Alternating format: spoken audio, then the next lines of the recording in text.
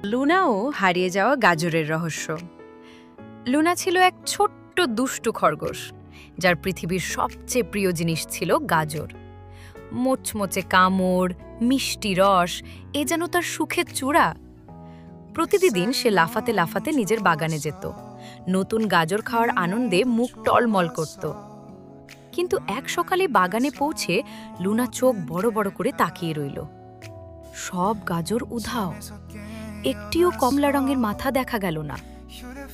অবিশ্বাসে তার ছোট গোঁফ কেঁপে উঠল। রহস্য ফাঁস করতেই হবে। লুনা হয়ে গেল গাজর গোয়েন্দা লুনা। মাটিতে নাক লাগিয়ে সে খুঁজতে লাগলো এবং ছোট ছোট পায়ের দাগ দেখতে পেল। সেই দাগ অনুসরণ করে সে প্রথমে পৌঁছালে বেনি নামের বড়সড় ভালুকের কাছে। বেনি লজ্জায় মাথা নিচু করে বলল, আমি খুব ক্ষুধার্ত ছিলাম লুনা। এরপর দাগগুলো নিয়ে গেল রোজি নামের খরগোশের কাছে। রোজির দাঁতে তখনও গাজরের শেষ টুকরোটা। সে লাজুক গলায় বলল, আমার পেট খুব গুড়গুড় করছিল।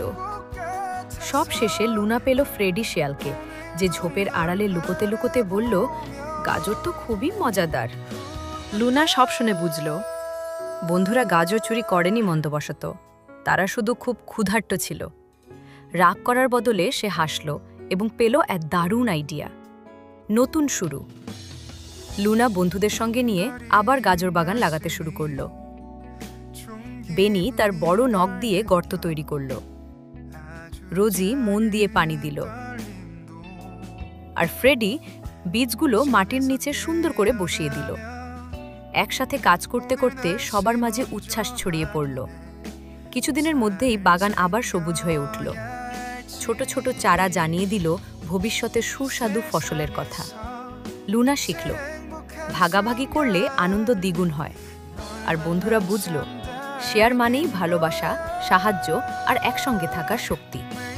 তারা প্রতিশ্রুতি দিল, পরের বার ক্ষুধা লাগলে আগে বলবে। অবশেষে লুনার বাগান হয়ে উঠল তাদের বন্ধুত্বের প্রতীক।